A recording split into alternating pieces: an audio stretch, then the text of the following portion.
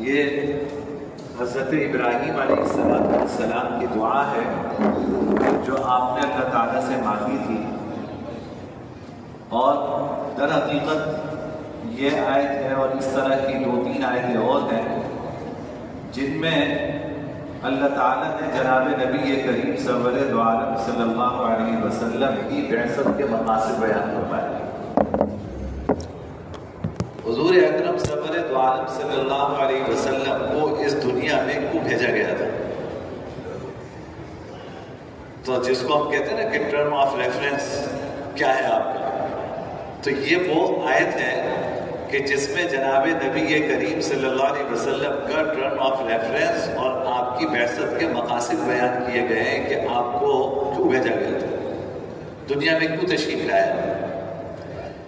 اللہ تعالیٰ نے اس آیت میں 4 مقصد حضور کے بیان فرمائے۔ پہلا مقصد حضور کا یہ بیان فرمایا کہ آپ کو اس دنیا میں بھیجا اس لیے گیا کہ آپ پر اللہ کی جو کتاب نازل ہوگی آپ اس کتاب کی ان کے سامنے تلاوت کریں، آپ اس کتاب کی ان کے سامنے تلاوت کریں، یہ پہلا مقصد۔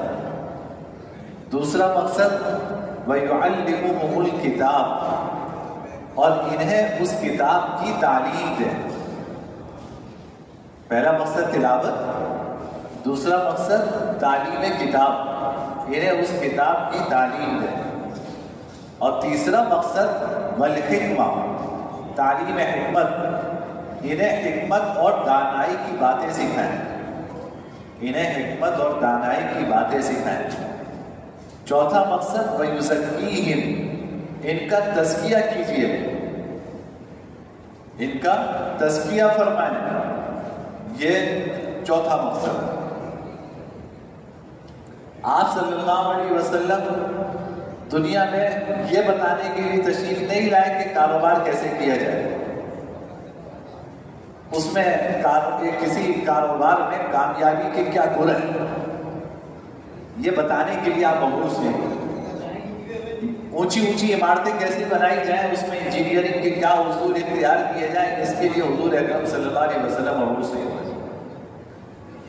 کھانا کیسے بنایا جائے، کپڑا کیسے بنایا جائے، کیسے پہنا جائے، اس کے لیے حضور مبعوث ہیں۔ اللہ نے ان ساری چیز، یہ بھی ہماری ضرورتیں ہیں بھائی، کھانا پینا کپڑا مکان روٹی، یہ ساری چیزیں ہماری ضرورت ہے، لیکن اللہ نے ہمیں ان ضرورتوں کو پورا کرنے کے لیے عقل کی دولت عطا فرمائی۔ اللہ نے ان ضرورتوں کو پورا کرنے کے لیے عقل کی دولت عطا فرمائی ہے۔ آپ اپنی عقل سے اس میں نئے نئے تجربات کیجئے، سوچئے اور تجربات کر کے اس میں کامیابی کے زینے چڑھیے۔ یہ اللہ نے اس کے لیے ہمیں عقل عطا فرمائی ہے، اس کے لیے اللہ نے اپنے نبی کو نہیں بھیجا۔ اللہ نے اپنے نبی کو جو بھیجا وہ ان 4 کاموں کے لیے بھیجا۔ پہلا کام، اس کتاب کی تلاوت کیجیے۔ دیکھیے قرآن کریم کی تلاوت، اس کے الفاظ پڑھنا، یہ اپنی جگہ مقصود ہے۔ حضور اکرم صلی اللہ علیہ وسلم کے بنیادی مقاصد میں سے ایک مقصد قرآن کریم کی تلاوت۔ ان کو قرآن کریم کی تلاوت سکھائیے، کیسے پڑھتے ہیں اس کو، اور ہمارے لیے بھی ضروری ہے کہ ہم قرآن کریم کی تلاوت ویسے کریں جیسے کہ جناب نبی کریم صلی اللہ علیہ وسلم کرتے تھے۔ اور حضور کیسے کرتے تھے؟ جیسے جبرائیل امین آ کے کرتے تھے۔ قرآن کریم نے کہا فَإِذَا قَرَأْنَاهُ فَاتَّبِعْ قُرْآنَهُ ثُمَّ إِنَّ عَلَيْنَا بَيَانَهُ، کہ جب ہم آپ کے سامنے، اللہ رب العزت فرما رہے ہیں، جب ہم آپ کے سامنے یہ قرآن پڑھیں تو آپ بھی ایسے ہی قرآن پڑھیں گے۔ اب اللہ رب العزت خود تو کلام نہیں فرمائیں گے، جبرائیل امین کے واسطے سے وہ کلام ہوتا تھا کہ جبرائیل امین جب آئے اور آ کے تلاوت قرآن کریم کریں تو آپ اس جیسی تلاوت کیجئے، پھر اس کے معانی اور مطالب سمجھانا یہ ہماری ذمہ داری ہے۔ تو حضور اکرم صلی اللہ علیہ وسلم کے استاد ہیں باری تعالیٰ، اور باری تعالیٰ نے جبرائیل امین کے واسطے سے آپ کو قرآن کریم پڑھنا سکھایا۔ اور پھر ہمارے استاد ہیں جناب نبی کریم صلی اللہ علیہ وسلم کے حضرات صحابہ کرام سے لے کے اس امت میں جو تسلسل چلا آ رہا ہے، ہم نے اس کے مطابق قرآن کریم پڑھنا سیکھا اور اس کے مطابق تلاوت کرنا یہ ہم پر فرض ہے، ہمارے لیے ضروری ہے۔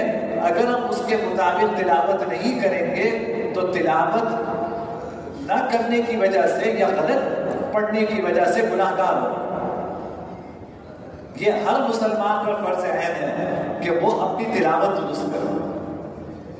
سچی بات یہ ہے کہ اتنا بڑا مجمع ہے، میں سمجھتا ہوں کہ 90% اس مجمع میں ایسے لوگ ہیں جو قرآن کریم کی تلاوت صحیح نہیں کر پاتے۔ یہ کمی کوتاہی ہے ہماری۔ آپ بچوں کو انگلش میڈیم اسکولوں میں پڑھاتے ہیں اور عربی اسکولوں میں پڑھاتے ہیں، جو حروف تہجی ہوتے ہیں الفابیٹیکل، اس کی کتنی محنت کرتے ہیں اس کے اوپر کہ بھائی سی ہے تو اس کی آواز کیسے نکلے گی، ایس کی آواز کیسے نکلے گی، کے کی آواز کیسے نکلے گی، کے اور سی میں کیا فرق ہوگا، کیسے بچوں کو وہ پروننسیشن اس کی سکھاتے ہیں، اس پہ تو اتنی محنت کرتے ہیں۔ قرآن کریم کیسے پڑھتے ہیں، اس پہ محنت کی ضرورت نہیں۔ 29 حروف ہیں، ہر حرف کیسے ادا ہوگا یہ پورا طریقہ کار علم تجوید میں لکھا ہے۔ یعنی اللہ نے یہ بھی حضور کا معجزہ ہے کہ قرآن کریم پڑھنا کیسے ہے، حروف کی ادائیگی کیسے کرنی ہے۔ حضور کے زمانے سے اس کے لیے مستقل علم وجود میں آیا۔ یہ کسی دنیا کی کسی کتاب اور دنیا کے کسی مذہب میں کہیں پہ یہ علم نہیں ہے جو اللہ نے یہ علم اس ہمارے دین اسلام میں ہمیں عطا فرمایا کہ ہر حرف کی ادائیگی کیسے کرنی ہے۔ اگر آپ حرف کی ادائیگی صحیح نہیں کریں گے تو معنی تبدیل ہو جائیں گے۔ بھائی دیکھو قرآن کریم میں نا وجوہ یومئذ ناظرہ الی ربہا ناظرہ، اب دو جگہ ناظرہ ناظرہ، ایک جگہ ذات کے ساتھ ایک جگہ ذات کے ساتھ، معنی الگ الگ۔ ذات کے ساتھ ہو تو اس کے معنی ہے کھلتا ہوا چہرہ، یعنی قیامت کے دن بہت سارے چہرے ایسے ہوں گے جو کھلتے ہوئے ہوں گے، خوش ہوں گے۔ الی ربہا ناظرہ، اب یہ ذات کے ساتھ ہے، اس کے معنی دیکھنے والا، تو بہت سے چہرے خوش و خرم ہوں گے، اپنے رب کو دیکھنے والے ہوں گے۔ اب دیکھیے ایک جملہ ذات کے ساتھ اس کا معنی کچھ اور ہے، وہی ذات کے ساتھ تو اس کے معنی کچھ اور ہے۔ اگر اسی کو میں زال کے ساتھ پڑھ لوں نا دیوا تو اس کے معنی ہوتے ڈرانے والا۔ یہ ہے عربی، جس زبان میں قرآن کریم نازل ہوا، اللہ نے جس زبان میں قرآن کریم نازل فرمانے کا انتخاب کیا، ایسے تو نہیں کیا۔ 3 حرف ہیں، ایک حرف میں معنی کچھ اور ہے، دوسرا حرف رکھوں تو معنی کچھ اور ہے، تیسرا حرف رکھوں تو معنی کچھ اور ہے۔ اب آپ کہیے کہ کیا ضرورت ہے سیکھنے کی، تو پھر معنی زمین و آسمان کا فرق ہوگا نہیں ہوگا، معنی تبدیل ہو جائیں گے۔ تو اس لیے قرآن کریم کے الفاظ سیکھنا اور سیکھ کر اس کے مطابق تلاوت کرنا یہ ضروری ہے۔ یہ حضور اکرم صلی اللہ علیہ وسلم کے بعثت کے مقاصد میں سے ایک اہم مقصد جو ہے وہ یہ تھا۔ تو اس میں ہمیں اپنا بھی جائزہ لینا چاہیے اور اپنے بچوں کو بھی کے بارے میں بھی فکر کرنی چاہیے کہ وہ قرآن کریم سے ہی پڑھ سکیں۔ دوسرا مقصد کیا؟ تعلیم کتاب، کہ حضور کو اس لیے بھیجا کہ یہ جو قرآن کریم پڑھا جا رہا ہے اس کی تعلیم دیں، اس کو سکھائیں۔ اب سوال یہ کہ وہ قرآن تو عربی میں نازل ہوا تھا اور عربوں پہ نازل ہوا تھا، تو پھر کیا سکھائیں؟ قرآن کریم عربی میں ہے اور مخاطب کون ہے؟ عربوں پہ کے درمیان یہ قرآن نازل ہوا، تو پھر کیا سکھائیں؟ معلوم ہوا کہ صرف عربی جاننے سے قرآن سمجھ میں نہیں آئے گا۔ اگر عربی جاننے سے قرآن سمجھ میں آ جاتا تو جناب نبی کریم سرور دو عالم صلی اللہ علیہ وسلم کو بھیجنے کی ضرورت نہ ہوتی۔ آپ سے یہ کہا نہ جاتا کہ ان کو کتاب سکھائیے۔ اس کی وجہ یہ ہے کہ دیکھیے قرآن کریم کے لوگ، یہ ہمارے یہاں آج کل یہ بڑا موضوع گرم ہے اور آپ آپس میں بڑی اس میں گفتگو ہوتی ہے، یار یہ مولوی کہاں سے بیچ میں آ گیا؟ سب سے بڑا مسئلہ مولوی ہے، سارے مسئلے دنیا کے حل ہو گئے، یہ ایک مولوی مسئلہ بنا ہوا، یہ اس کی کیا ضرورت ہے؟ قرآن تو کہتا ہے وَلَقَدْ يَسَّرْنَا الْقُرْآنَ لِلذِّكْرِ فَهَلْ مِن مُدَّكِرٍ۔ اس آیت کا ترجمہ بھی صحیح نہیں کرتے، اتنا کرتے ہیں قرآن کہتا ہے کہ ہم نے تو اس قرآن کو آسان کیا،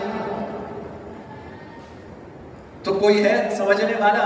تو اللہ فرما رہے ہیں قرآن آسان ہے، تو پھر مولوی کی کیا ضرورت ہے؟ تو ڈکشنری کی مدد سے قرآن سمجھ لو تو ہو جائے گا مسئلہ حل۔ اللہ کہہ رہے ہیں کہ ہم نے نبی کو اس لیے بھیجا کہ وہ کتاب سکھائے۔ تو دیکھو بھائی بات یہ ہے، قرآن کریم کی آیات کئی طرح کی ہیں، اچھی طرح سمجھ لیں۔ کچھ آیات وہ ہیں جن میں پچھلی امتوں کے واقعات ہیں، قصص جس کو کہتے ہیں، ان کا سمجھنا اس کے لیے کسی کی ضرورت نہیں ہے۔ اگر عربی آتی ہو کسی کو تو وہ اس کا مطلب خود سمجھ جائے گا آسانی سے۔ اسی طرح قرآن کریم کی کچھ آیات وہ ہیں جن میں ترغیب و ترغیب کی باتیں، جنت و جہنم کا ذکر ہے، وہ بھی واضح ہے، کسی کو عربی آتی ہے وہ سمجھ جائے گا، اس کے لیے نہ کسی مولوی کی ضرورت ہے کسی کی ضرورت ہے، آپ سمجھ لیں گے۔ لیکن قرآن کریم کا بہت بڑا حصہ وہ ہے جس کا تعلق احکام سے ہے، وہ احکام بغیر کسی سکھانے والے کے سکھائے سمجھ میں نہیں آ سکتے۔ اسی وجہ سے جو قرآن نے کیا کہا وَلَقَدْ يَسَّرْنَا الْقُرْآنَ لِلذِّكْرِ، ہم نے نصیحت حاصل کرنے کے لیے اس قرآن کو آسان کیا ہے، یہ نہیں کہا کہ ہم نے احکام کے اعتبار سے اس قرآن کو آسان کیا۔ لذکر نہیں بتاتے، وہ صرف اتنا کہتے ہیں وَلَقَدْ يَسَّرْنَا الْقُرْآنَ، ہم نے تو قرآن کو آسان کیا۔ آگے بھی تو دیکھو باری تعالیٰ کیا فرما رہے ہیں، ہم نے قرآن کو آسان کیا للذکر، نصیحت حاصل کرنے کے لیے۔ کوئی نصیحت حاصل کرنا چاہے قرآن کریم کی ان آیات سے جن کا ترغیب و ترہیب سے تعلق ہے، جن کا قصص سے تعلق ہے، وہ آسانی سے نصیحت حاصل کر سکتا ہے۔ اگر سارا قرآن اس طرح آسان ہوتا تو پھر یہ کیوں کہا جاتا فَاسْأَلُوا أَهْلَ الذِّكْرِ إِن كُنتُمْ لَا تَعْلَمُونَ، اہل علم سے پوچھو اگر تمہیں معلوم نہیں ہے۔ فَاسْأَلُوا أَهْلَ الذِّكْرِ إِن كُنتُمْ لَا تَعْلَمُونَ، اہل علم سے پوچھو اگر تمہیں معلوم نہیں ہے۔ اگر پورا قرآن بغیر کسی کے سمجھائے سمجھ سکتے تھے آپ تو پھر یہ آیت کیوں نازل کی اللہ تعالیٰ نے؟ حضور کو کیوں کہا کہ ان کو کتاب کی تعلیم دیں؟ آپ پورا قرآن پڑھ لیجئے، آپ کو نماز کا طریقہ نہیں ملے گا۔ یہ تو آئے گا جگہ جگہ نماز قائم کرو، نماز قائم کرو، نماز قائم کرو، کیسے کریں؟ عربی پڑھ لیجئے اور پھر جو ہے وہ بتائیے کہ نماز کیسے قائم کریں۔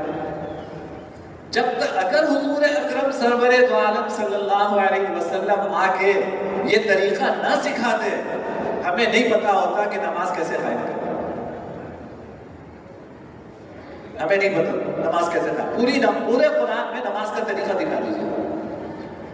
ایک صاحب نے ڈکشنری کی مدد سے کہا کہ مولویوں کو تو ان کا کہنا یہ تھا، چلے گئے دنیا سے، ان کا کہنا یہ تھا کہ میرا دل چاہتا ہے کہ مولویوں کو ایک جہاز میں جمع کر کے نا بحیرہ عرب میں لے جا کے ڈبو دوں۔ انہوں نے اس کا ترجمہ کیا کیا تھا ڈکشنری کی مدد سے، اقیم الصلاۃ، صلاۃ کے ڈکشنری کے اندر معنی دیکھیں تو اس کے معنی آتے کوڑھے کے۔ صلاۃ کے ڈکشنری کے اندر اگر اس کے معنی دیکھیں تو اس کے معنی آتے کوڑھے۔ تو انہوں نے کہا کہ اقیم الصلاۃ کا مطلب یہ ہے کہ ایسے ادارے، ایسے انسٹیٹیوشن آپ قائم کریں جہاں پہ ان کوڑوں کی حرکت سب سے زیادہ ہو۔ تو اس کا حل یہ کہ ڈانس گھر قائم کریں جہاں پہ کوڑوں کی حرکت سب سے زیادہ ہوتی ہے، یہ ہے نماز۔ اب آپ اندازہ کیجئے اگر ڈکشنری کی مدد سے قرآن حل کریں تو گمراہی میں کہاں تک آپ پہنچ سکتے ہیں۔ اللہ نے اس قرآن کریم کا اس کے معنی اور مطلب سمجھانے کے لیے جناب نبی کریم سرور دو عالم صلی اللہ علیہ وسلم کو بھیجا، اور وہ جو کچھ آپ نے اس کے معنی اور مطلب سمجھائے ہیں وہ احادیث کی شکل میں محفوظ ہے۔ اب یہ بات بھی یہاں سمجھ لیجیے، لوگ کہتے ہیں کہ اچھا قرآن تو محفوظ ہے، اس کا انکار کرنے کی ذرا جرات نہیں ہوتی، لیکن یہ حدیثیں کیا ہوتی؟ یہ حدیثیں کیا ہوتی؟ سوال یہ کہ اگر قرآن کریم محفوظ ہے اور اس پر عمل آپ حدیث کے بغیر کر نہیں سکتے، تو کیا اللہ قرآن کریم کی حفاظت کا انتظام فرمائیں گے، حدیث کی حفاظت کا انتظام نہیں فرمائیں گے؟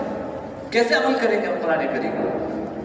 جب اللہ نے قرآن کریم کی حفاظت کا وعدہ کیا، اِنَّا نَحْنُ نَزَّلْنَا الذِّكْرَ وَإِنَّا لَهُ لَحَافِظُونَ، ہم نے یہ قرآن نازل کیا، ہم ہی اس کی حفاظت کریں گے، تو پھر جو اس قرآن کی تفسیر ہے حدیث کی شکل میں، اس کی حفاظت کی ذمہ داری بھی اللہ رب العزت نے لی ہے۔ جناب نبی کریم سرور دو عالم صلی اللہ علیہ وسلم کے دہن مبارک سے نکلا ہوا ایک ایک کلمہ، ایک ایک جملہ حضرات صحابہ کرام نے محفوظ کیا ہے اور اس امت تک پہنچایا ہے، جس کو ہم حدیث کہتے ہیں۔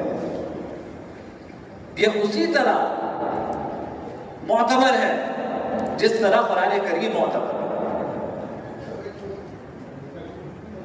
سورہ نجم میں اللہ تعالیٰ نے فرمایا کہ ان هو الا وحی یوحی، یہ محمد جو کلام کرتے ہیں یہ بھی در حقیقت وہی ہے جو ان کے اوپر کی جاتی ہے۔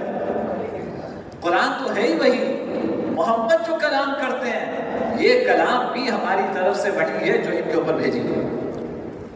تو پھر جناب نبی کریم سرور دو عالم صلی اللہ علیہ وسلم کے کلام کو اور احادیث کے ذخیرے کو ایک طرف کر کے قرآن کیسے سمجھیں گے آپ؟ ایک رکوع نہیں سمجھ سکتے آپ، ایک رکوع نہیں سمجھ سکتے۔ ہم اس قرآن کریم کو سمجھنے کے لیے جناب نبی کریم صلی اللہ علیہ وسلم نے ان آیات کی جو تفسیر کی ہے اس کو سمجھنے کے محتاج ہیں۔ ہماری حدیث کی جتنی کتابیں ہیں ان میں کتاب التفسیر کے نام سے پورا ایک حصہ ہوتا ہے جن میں قرآن کریم کی آیات کے حوالے سے جناب نبی کریم صلی اللہ علیہ وسلم کے جو ارشادات ہیں اس کی تشریح کے حوالے سے وہ محفوظ ہے۔ اس کی روشنی میں کسی آیت کا مطلب بیان کیا جاتا ہے، یہ تھوڑی کہ آپ نے اب آپ کے ذہن میں جو مطلب آیا آپ نعوذ باللہ قرآن کریم کا وہ مطلب بیان کریں۔ تو دوسرا مقصد جناب نبی کریم صلی اللہ علیہ وسلم کا کیا ہوا؟ یہ اس قرآن کریم کی انہیں تعلیم دیں۔ پہلا مقصد تلاوت کریں، دوسرا مقصد ان کو تعلیم دیں، یعنی اس کی تشریح کریں ان کے سامنے، اور تیسرا مقصد الحکمہ، ان کو حکمت کی باتیں سکھائیں، دانائی کی باتیں بتلائیں۔ دیکھو بہت ساری چیزیں ہیں جو انسان اپنی عقل کی بنیاد پر سوچتا ہے، عقل سے آپ فیصلہ کرتا ہے، لیکن ہماری عقلیں بھی ٹکرا جاتی ہیں، ان میں بھی ٹکراؤ ہو جاتا ہے۔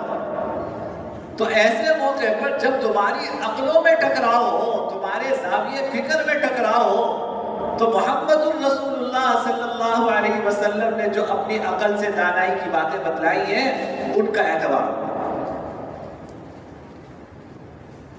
محض عقل، ہر ایک کی عقل میں نہیں سوچا جا سکتا بھائی، اگر ہماری عقلوں پہ سوچا جائے تو ہم تو زندگی نہ گزار سکیں، لڑ بھیڑ کے ختم ہو جائے۔ میں چھوٹی سی مثال دوں آپ کو کہ بھائی کسی نے کسی کو قتل کر دیا، اب عقلی لحاظ سے آپ سوچیں کہ کیا ہونا چاہیے۔ ایک نقطہ نظر یہ ہو سکتا ہے کہ بھائی قاتل کو بھی قتل کرو،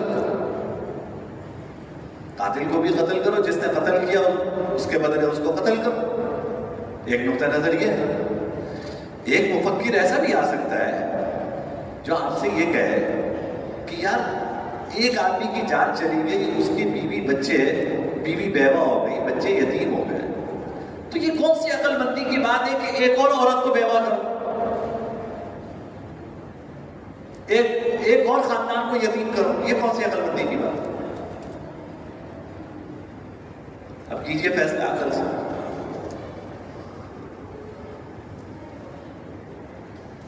ہم شادی کرتے ہیں، نکاح کرتے ہیں، عقل سے پوچھئے تو عقل کہتی کہ یار کتنے بڑے احمق ہو تمہارے گھر میں تمہاری بہن ہے، جو 18-20 سال تم اس کو اپنے پاس رکھ کے وہ تو کسی اور کو دے دیتے ہو اور کسی اور کی بہن اپنے گھر لے آتے ہو. یہ کیا ہے؟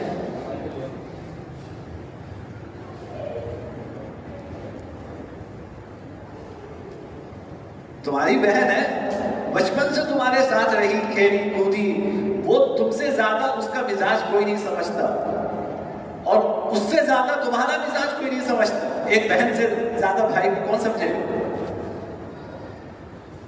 وہ تو اٹھا کے دے دی کسی اور چھوا ہے. قسمت کی بات ہے، آباد ہو گئی تو خوش و خرم رہے گی. اگر خدا نہ خواستہ اچھی جگہ رشتہ نہ ہوا تو پوری زندگی جو ہے پریشانی میں گزرے گی، آپ کی بھی اس کی بھی.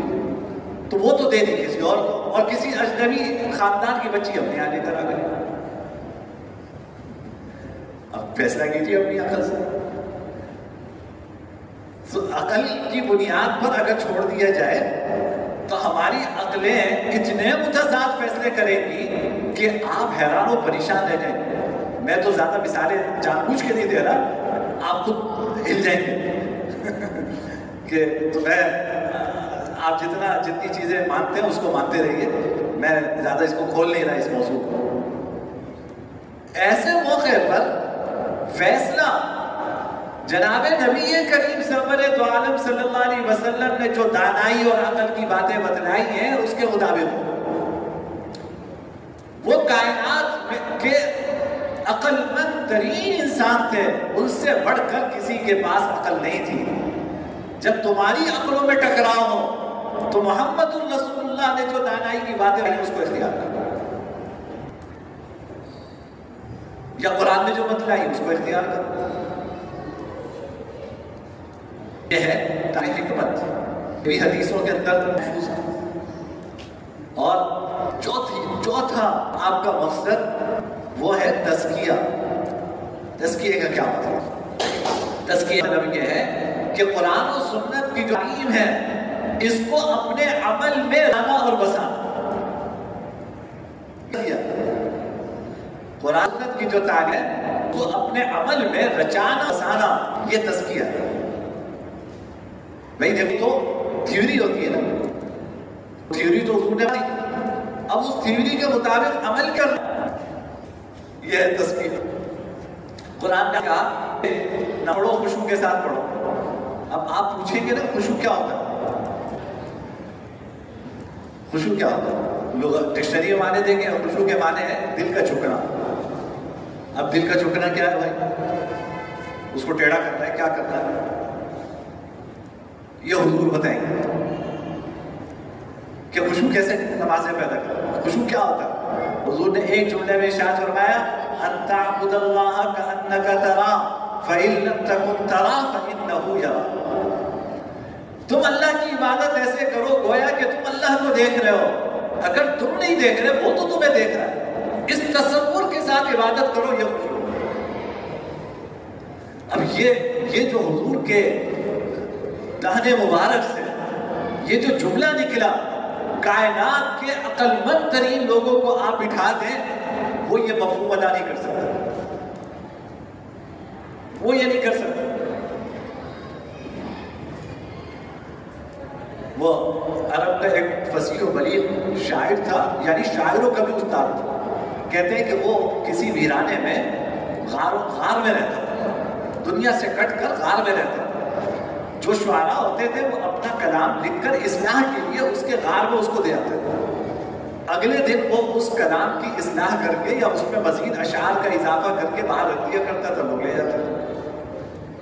کسی نے کہا کہ ایک مرتبہ چلو آج دیکھتے ہیں سورہ انا اعطیناک الکوثر 3 آیتیں وہ ایک پرچے پہ لکھی کسی نے، اس کو نہیں پتا، وہ غیر مسلم تھا، مسلمان نہیں تھا، لیکن فصیح و بلیغ شاعروں کا استاد تھا.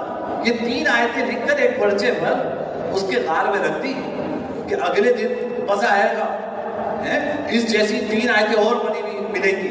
تو یہ جو محمد چیلنج کرتے ہیں نا ہمیں کہ فَأْتُوا بِسُورَةٍ مِّن مِّثْلِهِ، اس جیسی ایک صورت بنا کے لے آؤ، تو کل ہم محمد کو جا کے دکھائیں گے کہ دیکھو 3 آیتیں ہم اور لے کر آئے. اگلے دن گئے تو پرچہ باہر رکھا تھا، اس پہ یہ 3 آیتوں کے بعد لکھا تھا ھذا لیس کلام البشر انا اعطیناک الکوثر فصل لربک وانحر ان شانئک هو الابتر. یہ قرآن ہے. جو آگے اس نے ایک جملہ لکھا ھذا لیس کلام البشر, یہ کسی انسان کا کلام نہیں. یہ اس نے جملہ لکھا, یہ کسی انسان کا کلام نہیں ہے. میں اس جیسا ایک جملہ یا اس جیسی کچھ وہ تو آیت کیا سمجھتا, اس جیسے جملے یا اس جیسے اشعار کچھ اور لکھ دوں, یہ میرے بس کی بات نہیں ہے, یہ کسی انسان کا کلام نہیں. تو جناب نبی کریم صلی اللہ علیہ وسلم نے جہاں قرآن کریم کی تلاوت سکھائی, اس کی تعلیم دی, اس کے معنی اور مطالب بیان کیے, وہاں پر اس قرآن کریم کو اپنی عملی زندگی میں کیسے لانا ہے یہ طریقہ سکھایا. یہ طریقہ سکھایا. بات مطلب یہ ہو رہی ہے. اچھا, اب یہ تو میری گفتگو کا ایک حصہ تھا کہ یہ 4 مقاصد ہیں جناب نبی کریم صلی اللہ علیہ وسلم کی بعثت. یہ محنت کس پہ ہوئی؟ حضور نے کس پہ محنت کی؟ حضرات صحابہ کرام. اگر ہم اس بات کا اعتراف کرتے ہیں کہ جناب نبی کریم سرور دو عالم صلی اللہ علیہ وسلم نے اپنے یہ 4 مقاصد جن کے لیے اللہ نے آپ کو بھیجا تھا, آپ نے یہ مقاصد پورے طریقے سے انجام دیے, اپنا کام پورے طریقے سے انجام دیا, تو پھر ہمیں حضور کے شاگرد حضرات صحابہ کرام کو بھی پوری کائنات میں سب سے افضل ماننا پڑے گا. بھائی میں کہوں کہ میرا کام ہے میں تلاوت سکھاؤں, تو سوال یہ کہ میں نے تلاوت سکھائی یا نہیں سکھائی؟ اگر میں نے نہیں سکھائی تو اس کا مطلب ہے کہ میں کامیاب نہیں ہوا اپنے کام میں. اگر میں کامیاب ہوا تو کسی کو تو سکھائی ہوگی. جب کسی چیز کو سکھائی ہے اس کے اوپر حرف اٹھانا, اس کا مطلب یہ کہ تمہیں سکھانے والے کے اوپر شک ہے کہ اس نے اپنی ذمہ داری پورے طریقے سے انجام نہیں دی. جناب نبی کریم صلی اللہ علیہ وسلم ہمارا ایمان ہے کہ اللہ نے آپ کو ان 4 مقاصد کے لیے بھیجا تھا. آپ نے یہ مقاصد اپنے پورے کیے, اور کیسے پورے کیے؟ حضرات صحابہ کرام کی مقدس جماعت تیار جن کے بارے میں فرمایا کہ اصحابی کالنجوم, میرے یہ صحابہ آسمان کے ستاروں کی طرح ہے. فَبِأَيِّهِمْ اقْتَدَيْتُمْ اهْتَدَيْتُمْ, ان میں سے تم جس کی اتباع کرو گے ہدایت پا جاؤ گے. ان میں سے تم جس کی اتباع کرو گے ہدایت پا جاؤ گے. یہ ستاروں کی طرح. حضرات صحابہ کرام کے بعد تابعین کا دور آیا, تبع تابعین کا دور آیا. یہ 4 چیزوں پہ محنت چلتی رہی. بعد میں تقسیم کار ہو گیا. ہر آدمی ان 4 شعبوں میں کام کرے, یہ مشکل ہو گیا. تو اس کے نتیجے میں قرآن کریم کی تلاوت سکھانے اور سیکھنے کے لیے قرآن کریم کے مکاتب وجود میں ہیں. جہاں بچے ناظرہ پڑھتے ہیں نا, قرآن کریم پڑھتے ہیں, قرآن کریم کا مکتب ہماری مسجد میں بھی ہے. تو یہ مکاتب قرآنیہ وجود میں آئے جہاں قرآن کریم کی تلاوت اور الفاظ سکھائے جاتے ہیں.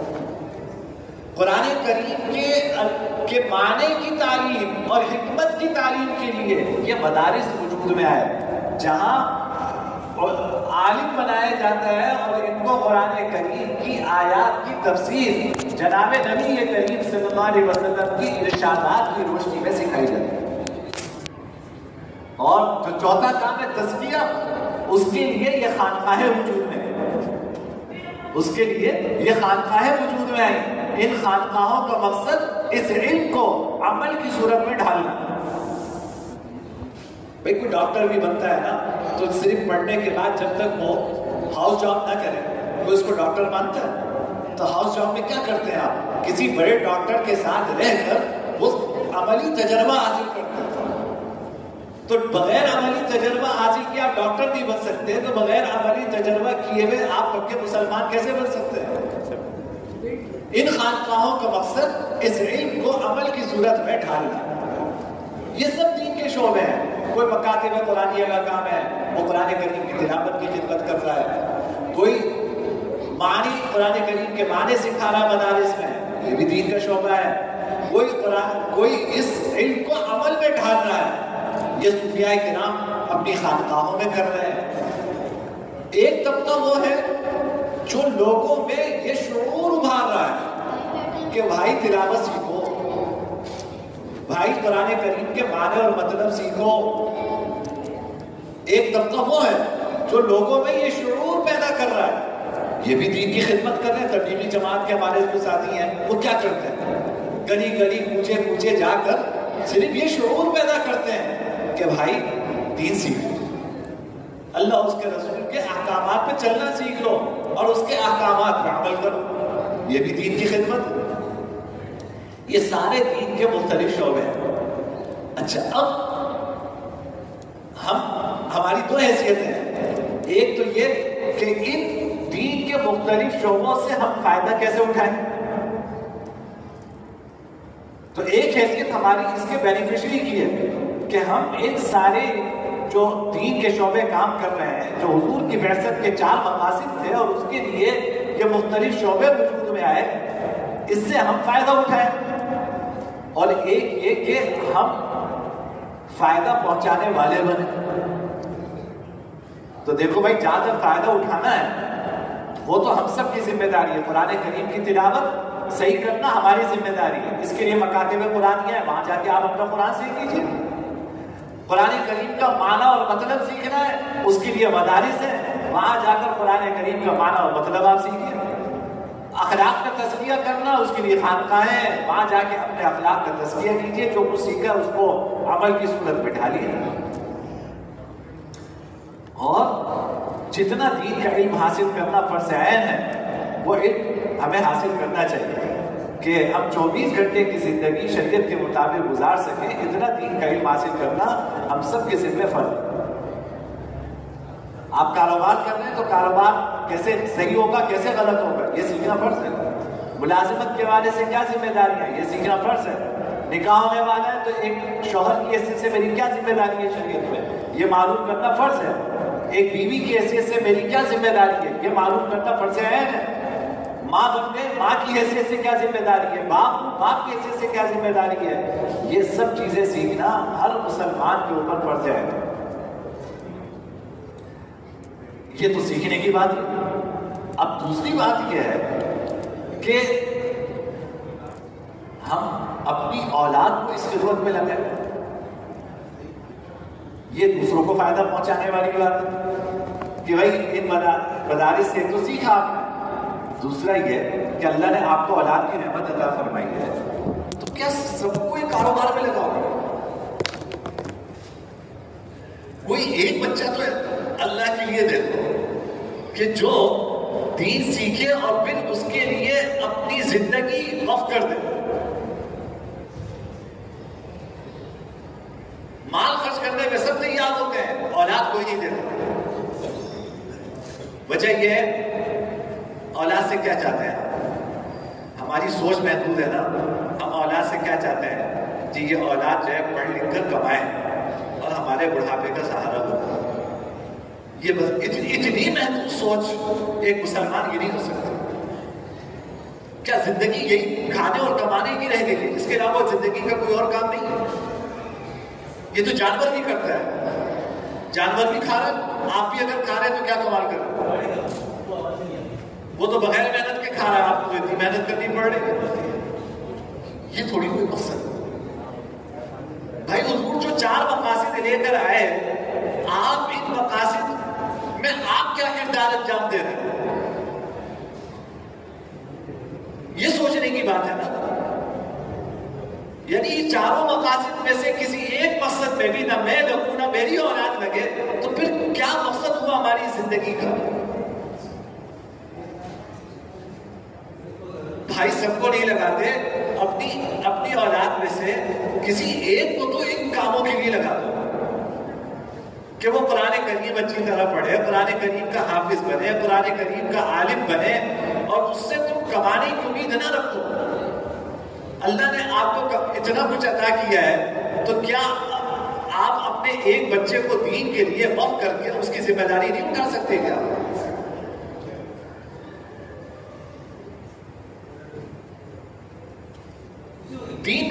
کمانے میں لگے ہوئے تو کیا وہ ایک کی ذمہ داری نہیں اٹھا سکتے؟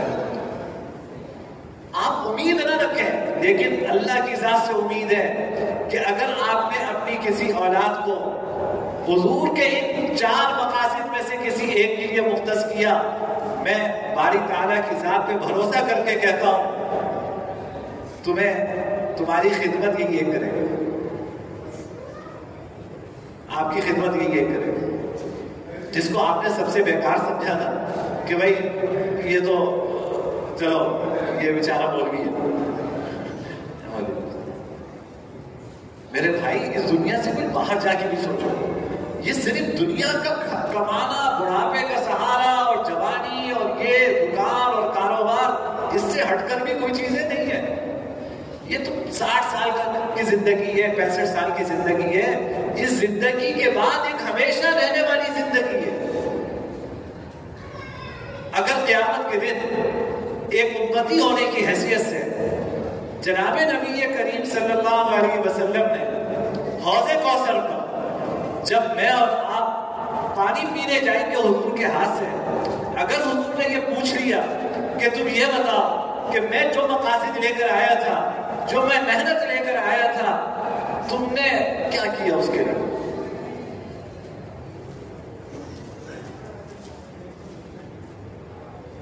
یقین جانیے کہ ہم منہ دکھانے کے قابل نہیں۔ آپ یہ کہو گے کہ 3 بیٹے تھے، 3 کو 3 دکانیں کر دی، یہ کہو گے کہ ہر ایک الگ الگ بنگلہ کر کے آیا، یہ کہو گے وہاں جا کر کہ ہر ایک کی الگ الگ گاڑی کر کے آیا،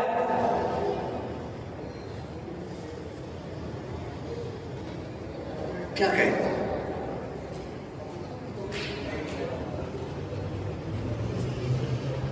یہ سب سے بیکار کام ہے میرے بھائی، اس کی حقیقت سے جن یہ چیز قربانی چاہتی ہے، جن لوگوں نے اپنی جان، اپنا وقت اللہ کے دین کے لیے وقف کر دیا ہے، قربانی کے ساتھ کیا، آپ کے نزدیک مؤذن، امام سب سے حقیر لوگ ہیں، کوئی بیکار لوگ ہیں، کیا کام ہے ان کا؟ جس قربانی کے ساتھ یہ خدمت انجام دے رہے ہیں، اگر یہ مزدوری کریں تو یقین جانو کہ مزدوری کر کے بھی اس سے زیادہ کما سکتے ہیں جو تم ان کو امام یا مؤذن ہونے کی حیثیت سے ان کی خدمت کرتے ہو۔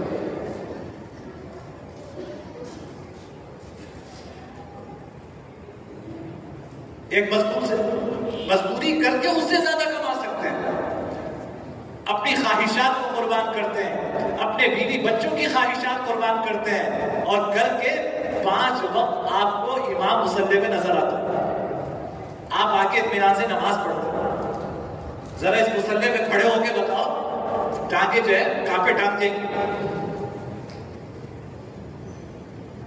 ٹانگیں کانپ جائیں گی آپ کی؟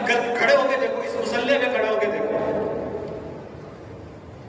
ایک صاحب، میں ایک جگہ رہتا تھا تو مسجد میں ایک صاحب کو شوق ہوا، انہوں نے کہا کہ مفتی صاحب کل سے جمعہ میں پڑھاؤں گا۔ میں نے کہا جی بہت اچھی بات ہے، کسی جماعت کے سرگرم اور کتے ذمہ دار تھے، میں نے کہا سراکوں میں آئیے، تقریر تو اچھی لمبی چوڑی کر دی، کیونکہ وجہ ہے کہ زندہ باد مرد آباد کے نعرے تو بچپن سے اس کی مشقی ہوئی ہے، کر دی۔ کرنے کے بعد ہم مسلح میں آئے تو کب کبانے لگے، اب میری طرف آ گیا، کیوں آ گیا تھا؟ دونوں خطبہ عربی کا، ابھی نماز بھی پڑھا نہیں، بس آپ پڑھ ہو گئی، بس صرف تقریر کرنا کام نہیں ہے، اس مسئلے میں کھڑے ہو کے دیکھو آپ کو اندازہ ہوگا، اور پھر اپنے آپ کو مقید کرنا 5 وقت۔ اللہ ہمارے امام صاحب کو جزائے خیر دے، قرآن کریم 30 پارے پڑھنا آسان کام ہے، مسئلے میں کھڑے ہو کے۔ تو میرے بھائی قربانی دینی پڑتی ہے، تو اگر چلو جو دے رہا ہے، اگر مجھ سے اور آپ سے جناب نبی کریم صلی اللہ علیہ وسلم نے پوچھا کہ تم میرے دین کے لیے کیا قربانی دے کر آئے ہو، یہ بتاؤ، کیا جواب دیں گے؟ اس لیے بھائی اللہ نے اولاد کی نعمت عطا فرمائی ہے، تو ساری اولاد کو کمانے میں نہ لگاؤ، ساری اولاد کو کھانے میں نہ لگاؤ، یہ زندگی کا مقصد نہیں ہے۔ کما کے اپنے جسم کی خدمت کرو گے نا، یہ جسم کتنے دن رہے گا؟ قبر میں جا کر یہ جسم گل سڑ جائے گا، جسم نہیں رہے گا۔ ہمیشہ ہمیشہ جو رہنے والی چیز ہے وہ آپ کی روح ہے، جو آخرت میں کام آئے گی، تو کچھ اس کے لیے بھی تو کرو۔ اپنی اولاد کو بنیادی تعلیم دینا وہ تو ساری اولاد کو دینا ضروری ہے۔ میں کہہ رہا ہوں کہ حضور یہ جو 4 مقاصد لے کے آئے، ان میں سے کسی ایک مقصد کے لیے اپنی اولاد میں سے کسی ایک کو مختص کر دو، کسی ایک کو وقف کر دو کہ بیٹا مجھے تم سے کوئی دنیا نہیں چاہیے، مجھے تم سے دنیا نہیں چاہیے، مجھے صرف اتنا چاہیے کہ تم دین کی خدمت کرو، تم دین پڑھو، سیکھو، پڑھاؤ، دین کا پیغام آگے پہنچاؤ، مجھے بس یہ چاہیے تم سے۔ آپ اس کی دنیا کی فکر نہ کریں، کوئی بات نہیں، اس کی دنیا کی فکر اس کا خدا کرے۔ جو اللہ کے کام میں لگتا ہے اللہ اس کو بھوکا نہیں مارتا، اس کی فکر اس کا خدا کرے گا، لیکن اپنی سعادت کے لیے اس کے لیے کر کے جاؤ۔ اور اگر یہ بھی نہیں کر سکتے تو بھائی جو لوگ یہ خدمت کر رہے ہیں ان کو محبت کی نگاہ سے دیکھو، اپنے دلوں میں ان کی عظمت رکھو، دلوں میں یہ حقارت لے کر گئے تو پھر سرور دو عالم آقائے دو جہاں محمد مصطفیٰ صلی اللہ علیہ وسلم کو منہ دکھانے کے قابل نہیں ہوں گے۔ ان کی محبت اپنے دلوں میں رکھو۔ جو ادارے یہ خدمت انجام دے رہے ہیں ان اداروں کے ساتھ تعاون کرو کہ چلو میں نہیں کر سکا، میری اولاد نہیں کر سکی، کم سے کم میں اپنی جیب سے پیسے خرچ کر کے ان اداروں کے ساتھ تعاون کروں، شاید کہ یہی میری مغفرت کا بہانہ بن جائے۔ کچھ تو کرو۔ کھانا، کمانا، سونا، جاگنا، گھر، بنگلہ، مکان، کاروبار، یہ زندگی کوئی زندگی نہیں ہے، یہ زندگی نہیں ہے کوئی، یہ ساری چیزیں یہی رہ جائیں گی۔ یہاں سے جو بعد والی زندگی ہے ہمیشہ ہمیشہ کی، اس کے لیے بھی فکر کرنے کی ضرورت ہے نا، اس کے لیے بھی سوچنے کی ضرورت ہے۔ بس مجھے بہت معاف کیجیے گا، میری بات لمبی ہو گئی، لیکن میرا پیغام یہی ہے کہ بھائی دیکھو، حضور اکرم سرور دو عالم صلی اللہ علیہ وسلم یہ 4 مقصد لے کر آئے تھے۔ اس کے علاوہ قرآن کریم نے آپ کی آمد کا کوئی مقصد نہیں بیان کیا۔ دنیا داری جتنی ہے اس کے لیے عقل دیا، آپ اپنی عقل سے کرو۔ مقاصد آپ کے یہ 4 ہیں، تو ان 4 مقاصد میں سے کسی ایک مقصد میں میری اولاد لگے یا میرا پیسہ لگے یا میرا وقت لگے، ان میں سے کچھ نہ کچھ کر کے جائے اس دنیا سے۔ اگر کسی بھی طرح ہم نے کوئی حصہ نہیں لیا تو پھر یقین جانیے اس کے بارے میں قیامت کے دن گرفت ہوگی۔ حضور خود شکایت کریں گے، یا رب ان قوم اتخذوا هذا القرآن مہجورا۔ حضور شکایت کریں گے 19 پارے میں، اے میرے رب میری اس قوم نے اس قرآن کو چھوڑ رکھا تھا۔ اب بتاؤ، اگر حضور شکایت کرے اور باری تعالیٰ کے دربار میں شکایت کرے تو کون ہوگا میرا اور آپ؟ ہمارے پاس تو سہارا ہی حضور کی شفاعت ہے۔ حضور اکرم سرور دو عالم صلی اللہ علیہ وسلم کی محبت اور شفاعت یہی ہمارا سہارا ہے۔ اگر حضور متعین بن کر کھڑے ہو گئے، ہماری شکایت لے کر گئے، تو آپ بتائیے کہ کون بچائے گا؟ اس لیے اس پہ غور کرنے کی ضرورت ہے، اس پہ سوچنے کی ضرورت ہے۔ اللہ تعالیٰ مجھے اور آپ کو سوچنے کی توفیق عطا فرمائے۔ وآخر دعوانا ان الحمدللہ رب العالمین۔ بھائی دعا کر لیں، یہ دعا کی قبولیت کا موقع ہے، اور وہ بلا اوزاری کے ساتھ اللہ سے لو لگا کر، دل لگا کر اللہ رب العزت سے مانگے، اس یقین کے ساتھ مانگیں کہ جو آپ مانگیں گے اللہ ضرور عطا فرمائے۔ الحمدللہ رب العالمین والعاقبۃ للمتقین والصلاة والسلام علی سید الانبیاء والمرسلین اللہم صل علی سیدنا مولانا محمد النبی الأمی وعلی آلہ وبارک وسلم۔ يا رب صل وسلم دائما أبدا على حبيبك خير الخلق كلهم. لا إله إلا الله الحليم الكريم.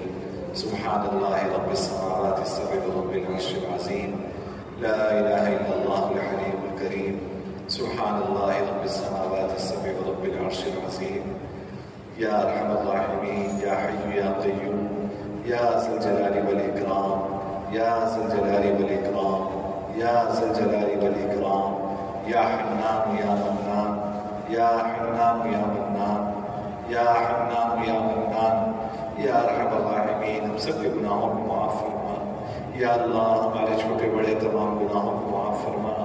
یا اللہ ہماری مغفرت فرما. یا اللہ ہماری مغفرت فرما. یا اللہ ہم سر سے لے کے پاؤں تک گناہوں میں ڈوبے ہوئے ہیں. یا ارحم الراحمین، یا حی یا قیوم، ہم اپنی خطاؤں کا اقرار کرتے ہیں. یا اللہ اپنی غلطیوں کا اعتراف کرتے ہیں. یا ارحم الراحمین، آپ سے معافی مانگتے ہیں. یا ارحم الراحمین، آپ ہم سب کو معاف فرما دیجئے. یا اللہ آپ ہم سب کو معاف فرما دیجئے.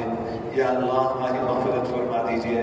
یا ارحم الراحمین، آپ کے در کے علاوہ ہمارا کوئی در نہیں. یا اللہ آپ کے علاوہ ہمارا کوئی رب نہیں.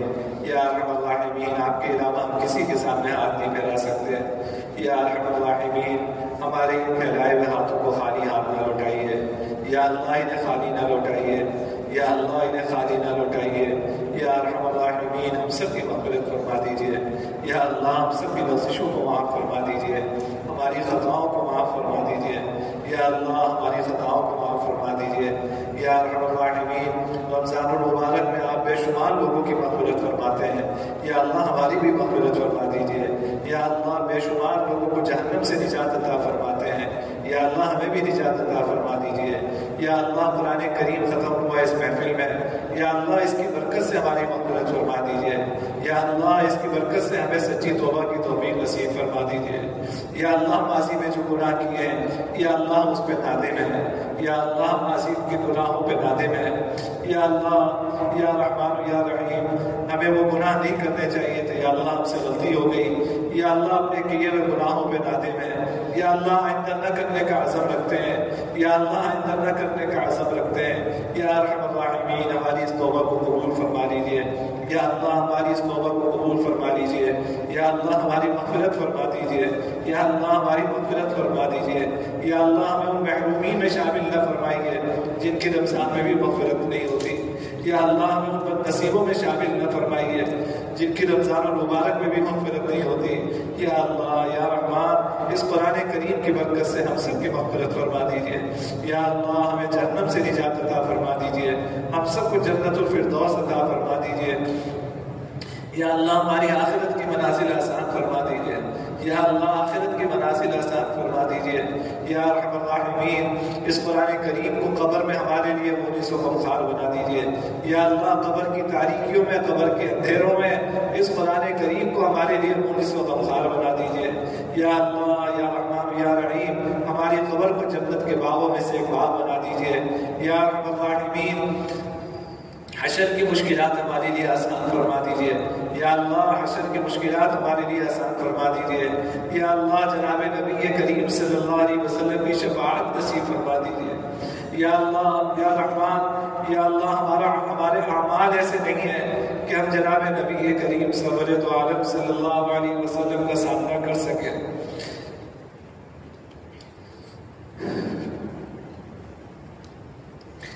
یا ارحم الراحمین، یا حی یا قیوم، یا اللہ ہم حضور کی سنتوں کو ترک کرنے والے ہیں.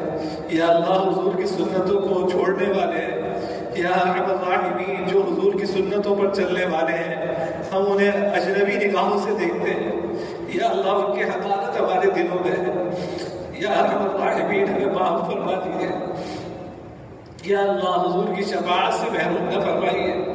یا اللہ یا رحمان، ہمارے پاس حضور کی شفاعت کے علاوہ کوئی سہارا نہیں ہے.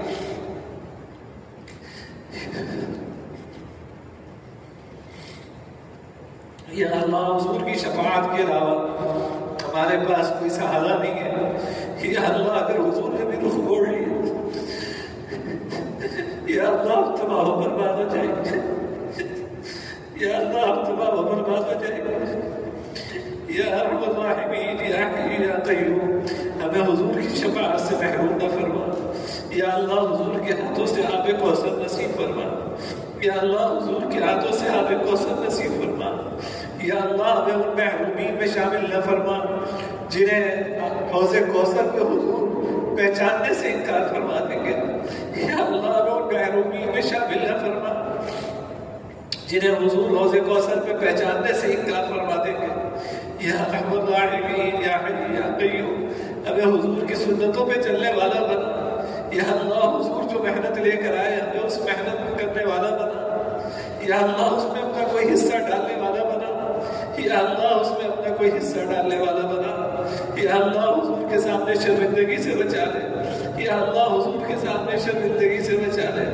یا ارحم الراحمین یا حی یا قیوم ہم نے حضور کو نہیں دیکھا لیکن یا اللہ ہم حضور سے محبت کرتے. یا اللہ ہم حضور سے محبت کرتے. یا اللہ ہم نے حضور کو نہیں دیکھا, حضور کا زمانہ نہیں پایا, یا اللہ پھر بھی ایمان لاتے ہیں. یا اللہ حضور کی رسالت پہ ایمان لاتے ہیں, حضور سے محبت کرتے ہیں. یا اللہ اس محبت کو ہمارے لیے ذریعہ نجات بنا دے. یا اللہ اس محبت کو ہمارے لیے ذریعہ نجات بنا دے. یا ارحم الراحمین ہماری آخرت کی منازل آسان فرما دے. حضور کی معیت نصیب فرما دے, حضور کا ساتھ نصیب فرما دے. یا ارحم الراحمین ہم سب کو جہنم سے نجات عطا فرما دے. یا اللہ ہمارے والدین کی مغفرت فرما. یا اللہ ہمارے والدین کی مغفرت فرما. یا اللہ ہم پہ رحم فرما. رب ارحمہما کما ربیانی صغیرا. رب ارحمہما کما ربیانی صغیرا. یا اللہ ہمارے والدین کی مغفرت فرما. یا اللہ جن کے والدین رخصت ہو گئے یا ان میں سے کوئی ایک رخصت ہو گیا, یا اللہ انہیں درجات عالیہ نصیب فرما. یا اللہ ان کی کامل مغفرت فرما. یا اللہ ان کی کامل مغفرت فرما. ان کی قبر کو جنت کے باغوں میں سے باغ بنا. یا اللہ جن کے والدین حیات ہیں یا اللہ انہیں ان کی خدمت کی توفیق نصیب فرما, ان کی قدر کی توفیق نصیب فرما. یا اللہ ان کی خدمت کی توفیق نصیب فرما. یا اللہ ان کی خدمت کر کے اسے دعائیں لینے کی توفیق نصیب فرما. یا اللہ ان کی خدمت کر کے اسے دعائیں لینے کی توفیق نصیب فرما. یا ارحم الراحمین ہمارے اساتذہ ہمارے عزیز و اقارب جو دنیا سے رخصت ہو گئے, یا اللہ سب کی کامل مغفرت فرما. یا اللہ سب کے درجات بلند فرما. یا اللہ ہمیں حضور کی سنت کے مطابق زندگی گزارنے کی توفیق عطا فرما. یا اللہ اپنی رضا والی زندگی نصیب فرما, اپنے رضا والے اعمال نصیب فرما. یا اللہ اپنی رضا والی موت نصیب فرما. یا اللہ مرتے وقت کلمہ نصیب فرما. یا اللہ مرتے وقت کلمہ نصیب فرما. یا ارحم الراحمین اس حال موت عطا فرما کہ آپ ہم سے راضی ہوں. یا اللہ اس حال موت عطا فرما کہ آپ ہم سے راضی ہوں. یا اللہ پورے حضور کی امت پہ رحم فرما. یا اللہ اپنے حبیب کی امت پہ رحم فرما. یا اللہ آپ کی حبیب کی امت یا اللہ جس پر ظلم و ستم کھائے جا رہے ہیں, یا اللہ اپنے حبیب کی امت پہ رحم فرما. یا اللہ حضور کے صدقے اس امت پہ رحم فرما. یا ارحم الراحمین فلسطین کے مسلمانوں کی مدد فرما. یا ارحم الراحمین یا اللہ یہ انبیاء کی اولاد ہے, یا اللہ یہ انبیاء کی اولاد ہے. یا ارحم الراحمین یا اللہ یہ چند 35 سے 40 ہزار شہید ہو گئے. یا اللہ 35 سے 40 ہزار شہید ہو گئے, عورتیں شہید ہو گئی, بچے شہید ہو گئے. یا ارحم الراحمین یا اللہ ان پہ رحم فرما, ان کی شہادتوں کو قبول فرما. یا اللہ ان کی شہادتوں کو قبول فرما کر انہیں فتح و نصرت نصیب فرما. یا اللہ ان کے سرور کی برکت سے بیت المقدس کو آزاد فرما. یا اللہ ان کے سرور کی برکت سے بیت المقدس کو آزاد فرما. یا ارحم الراحمین یا حی یا قیوم ہمیں ان کا درد سمجھنے کی توفیق عطا فرما. یا اللہ ان کے درد کو ہمارا درد بنا دے. یا اللہ ان کی تکلیف کو ہماری تکلیف بنا دے. یا اللہ ہم اتنے غافل ہیں, یا اللہ حضور کی امت اس کا خون بہایا جا رہا ہے. یا اللہ ہماری عیاشیوں میں کمی نہیں آ رہی. یا اللہ ہماری عیاشیوں میں کمی نہیں آ رہی. یا اللہ ہماری بستیوں میں کمی نہیں آ رہی. اے میرے اللہ, یا اللہ ہمارے دلوں کو نرم فرما دے. یا اللہ ہماری سختی کو دور فرما دے. یا اللہ ہماری سختی کو دور فرما دے. یا اللہ ہماری سختی کو دور فرما دے. یا اللہ ہمارے دل پتھر سے بھی سخت ہو گئے. یا اللہ ہمارے دل پتھر سے بھی سخت ہو گئے. یا اللہ یا رحمان یا رحیم, یا اللہ ہمیں ان کے درد کو اپنا درد سمجھنے کی توفیق عطا فرما. یا اللہ ان کی تکلیف کو اپنی تکلیف سمجھنے کی توفیق عطا فرما، یا اللہ ان کی مدد کی توفیق نصیب فرما، یا اللہ ہماری جو ذمہ داریاں ہیں ہمیں انجام دینے کی توفیق عطا فرما، یا اللہ ہمارے حکمرانوں کو ہدایت عطا فرما، یا اللہ ان حکمرانوں میں ایمانی غیرت و حمیت پیدا فرما، یا اللہ ان میں ایمانی غیرت و حمیت پیدا فرما، یا اللہ مسلم امہ کے حکمرانوں میں ایمانی غیرت اور حمیت پیدا فرما، یا اللہ اگر ان کی قسمت میں ایمانی غیرت اور حمیت نہیں ہے، یا اللہ ان کو تباہ کر کے ہمیں اچھے حکمران عطا فرما، یا اللہ ان کو تباہ و برباد کر کے ہمیں اچھے حکمران عطا فرما، یا اللہ اچھے حکمران عطا فرما، یا ارحم الراحمین فلسطین کے مظلوم مسلمانوں کی مدد فرما، یا اللہ ان کی جان مال عزت و آبرو کی حفاظت فرما، یا ارحم الراحمین یا حی یا قیوم دشمن کو تباہ و برباد فرما، یا اللہ ان ظالم سہولیوں کو، ان یہودیوں کو تباہ و برباد فرما، یا اللہ یہ فرعون سے بھی آگے بڑھ گئے،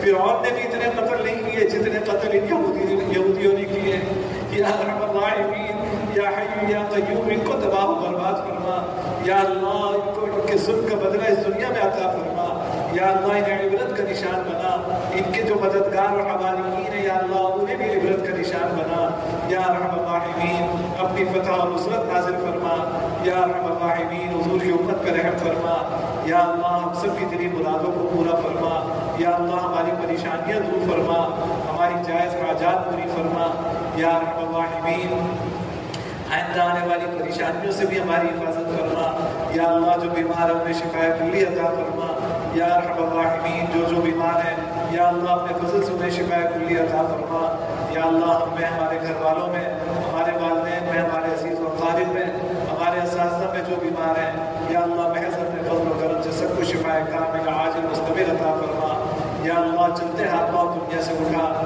یا اللہ کسی کا محتاج نہ بنا، یا اللہ کسی کا دستگیر نہ بنا، یا اللہ اعضاء اور ایمان کی سلامتی کے ساتھ اس دنیا سے اٹھا، یا ارحم الراحمین ہمارے رزق برکت نصیب فرما، رزق حلال واسع بنا مشقت عطا فرما، یا اللہ لقمہ حرام سے ہماری نسلوں کی حفاظت فرما، یا اللہ جو مقروض ہے قرضوں سے نجات عطا فرما، یا اللہ جو مقروض ہے قرضوں سے نجات عطا فرما، یا اللہ جو بچے اور بچیاں رشتوں کے قابل ہیں یا اللہ ان کے اچھے جوڑ والے رشتے عطا فرما، یا اللہ اچھے جوڑ والے رشتے عطا فرما، یا اللہ جن کی شادی ہو گئی یا اللہ نیک صالح اولاد عطا فرما، یا اللہ انہیں نیک صالح اولاد عطا فرما، یا اللہ جو صاحب اولاد ہے ان کی اولاد کو ماں باپ کی آنکھوں کی ٹھنڈک بنا، یا اللہ اپنا مطیع و فرما بردار بنا، یا اللہ ہماری اولاد کو دین کی خدمت کے لیے قبول فرما، یا اللہ ہماری اولاد کو دین کی خدمت کے لیے قبول فرما، یا اللہ ہماری اولاد کو دین کی خدمت کے لیے قبول فرما، یا ارحم الراحمین یا حی یا قیوم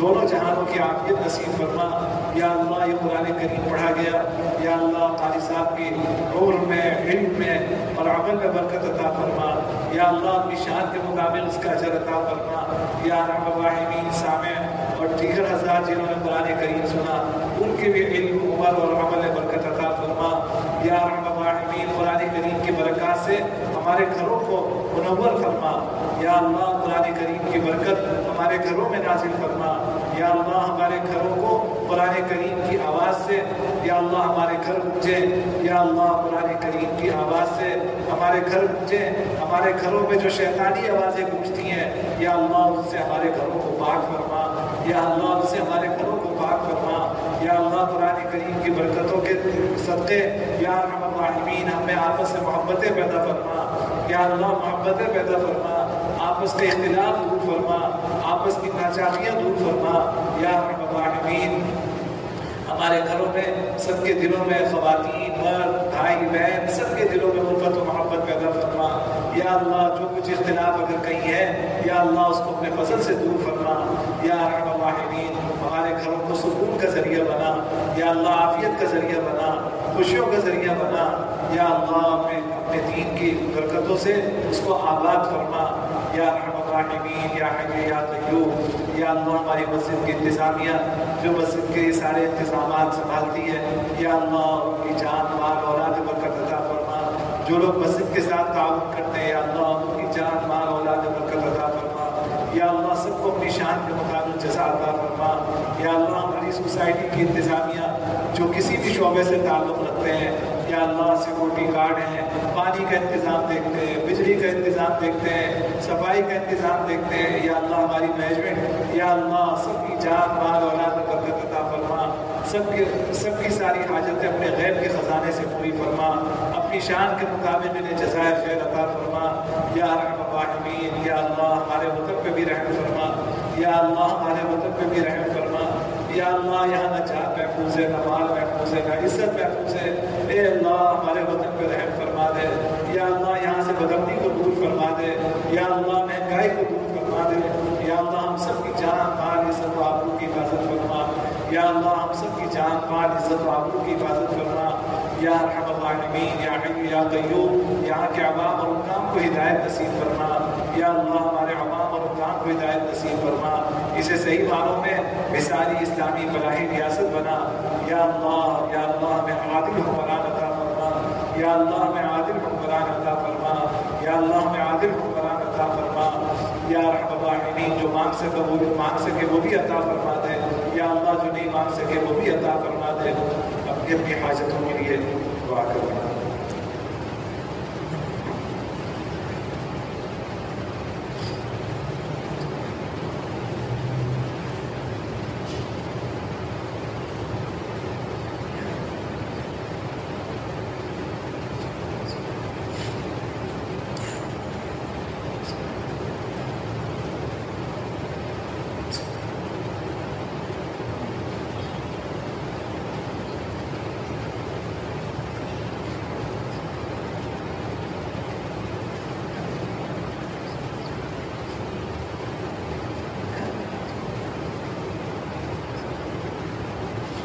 بہت سارے لوگوں نے دعا کے لیے کہا ہے، ایک ایک کا نام لینا مشکل ہے، یا اللہ جن لوگوں نے دعا کے لیے کہا ہے ان کے تمام مقاصد حسنہ میں کامیابی نصیب فرما، یا اللہ ان کے جائز مقاصد پورے فرما۔ اللہم انا نسألک من